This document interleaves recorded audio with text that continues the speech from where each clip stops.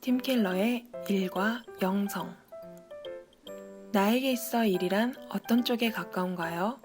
1번 피하거나 참고 견뎌야 할 짐처럼 느껴진다. 2번 주어진 일에서 성공하기 위해서 온 마음을 쏟고 있는 중이다. 3번 하나님과 세상을 위해 땀방울을 흘릴 수 있는 소명의 자리다. 일을 소명으로 보는 시각의 근원은 성경에 있습니다. 나는 무엇을 위해 일하는가 고민하는 당신에게 든든한 발판이 되어줄 수 있는 책을 소개합니다. 팀켈러의 일과 영성입니다. 팀켈러는 복음의 관점, 창조, 타락, 구속이라는 기독교 세계관으로 일의 의미를 설명하고 있습니다. 이 책은 총 3부로 되어 있고 1부 일 하나님의 황홀한 설계, 2부 일 끝도 없이 추락하다, 3부 일과 영성 복음으로 날개를 달다입니다. 어떻게 나의 일이 하나님의 계획과 연결될 수 있는지 책을 통해 살펴보겠습니다. 태초에 일이 있었다. 성경은 그 첫 장부터 노동이 얼마나 중요한지를 말합니다. 창세기 1장은 하나님의 천지 창조를 일로 묘사합니다. 또 최초의 인류가 일을 하고 있음을 보여줍니다. 이러한 노동과는 세상의 온갖 종교와 신앙 체계들과 명확히 구별됩니다. 대다수의 설화들은 인간사의 출발점을 우주적인 세력들이 치열하게 싸우는 투쟁의 결과로 그려냅니다. 바벨로니아 에누마 엘리시 창조 설화만 하더라도 마르둑 신이 티아맛 여신을 쓰러뜨리고 그 주검에서 세상을 빚어냈다고 풀이합니다. 반면 성경에서의 창조는 갈등의 결과물이나 전투의 후유증이 아니라 장인의 계획에 가깝습니다. 그리스인들은 황금의 시대에서 인간의 시대로 넘어오는 전이 개념으로 창조를 설명합니다. 이 시대에는 인류가 신들과 화목하게 어울려 살았고 먹을거리가 풍부해서 일할 필요가 없었습니다.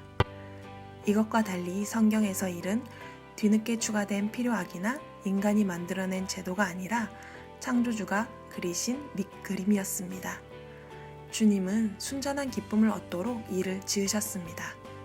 이쯤 되면 일보다 더 행복하고 축하해야 할 게 또 있을까 싶습니다.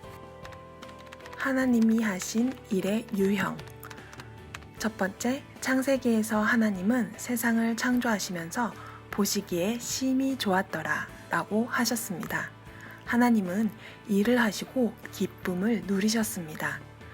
두 번째, 하나님은 창조하신 후에도 돌보심을 통해서 일을 이어가셨습니다. 인간을 빚으셨을 뿐만 아니라 그 인간을 위해서 동산을 지으시고 물을 내시고 아내를 만들어 주셨습니다. 그 후에도 샘물이 솟아나게 하시고 먹을거리를 주셨고 도움의 손길을 내미셨습니다. 세 번째, 땅에 충만하라, 땅을 정복하라. 하나님은 만물을 더할 나위 없이 훌륭하게 만드셨지만 개발되어야 할 여지를 남기셔서 그 일을 이어가게 하셨습니다. 하나님은 사람을 만드시고 경작하며 지키게 하셨습니다. 태초에 하나님은 일하실 뿐만 아니라 일꾼들에게 그 일을 맡기셨습니다. 하나님이 하신 일에는 기쁨이 있었고 돌보심이 있었고 위임이 있었습니다. 일의 선함. 일은 낙원의 일부였습니다. 일은 음식, 아름다움, 쉼, 우정, 섹스와 마찬가지로 인간의 기본적인 욕구에 해당하기에 우리는 의미 있는 일을 하지 못하면 내면적으로 심각한 상실감과 공허감에 시달립니다. 따라서 일은 행복하게 사는데 아주 기묘한 요소이며 인간의 삶을 구성하는 대단히 근본적인 요소입니다. 인간은 일을 하도록 설계되어 있어서 생계를 위해서만이 아니라 온전한 인생을 살자면 그 자체가 필수입니다. 첫째, 일은 자신을 위해 살기보다 남들에게 유익한 존재가 되는 길 가운데 하나이며, 둘째, 일을 통해 저마다 특별한 능력과 은사를 파악하게 되고, 셋째, 그것은 자아 발견의 주요한 통로가 되기도 합니다. 일의 자유. 물고기는 물속에서 마음껏 움직일 수 있는 자유가 있습니다. 물고기 한 마리가 강을 벗어나 풀밭을 탐험하러 간다면 마음껏 움직일 수 있는 자유가 사라지는 건 물론이고 목숨까지 잃을 것입니다. 자유는 구속이 없는 상태라기보다 본질을 따르는 한계 속에서 살아갈 때에 얻을 수 있습니다. 창조주의 명령은 자유를 보장하는 도구들입니다. 성경에는 엿새 동안은 힘써 내 모든 일을 행할 것이라고 명시되어 있습니다. 이것은 짐스러운 명령이 아니라 자유로 이끄시는 초대입니다. 일의 한계.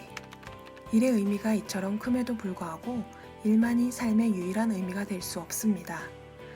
태초에 하나님은 일하신 뒤에 쉬셨다는 점을 기억해야 합니다. 하나님은 쉼이 필요 없는 완전한 분임에도 불구하고 일주일에 하루를 쉬셨습니다. 일을 삶의 목적으로 삼는다면 설령 교회 사역일지라도 하나님과 대적하는 우상을 만들어내는 셈입니다. 삶의 으뜸가는 토대는 주님과의 관계입니다.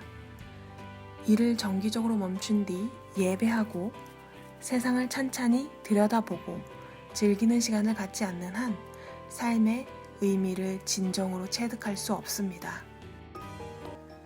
일은 불만스럽고 고단하기만 한 탓에 피하거나 꾹 참고 견뎌야 할 짐으로 서둘러 결론짓기 십상입니다. 혹은 출세하고 성공하는데 온 정신을 쏟느라 다른 쪽에는 그다지 신경을 쓰지 않는 정반대 방향으로 치달으려는 유혹을 받기도 합니다. 일하기 싫어 라는 생각이 들 때마다 일이 저주라는 생각을 떠올리게 되기도 하지만 일 자체는 저주가 아니라 하나님이 주신 최고의 선물이며 삶의 목적을 이루는 주요한 요소입니다.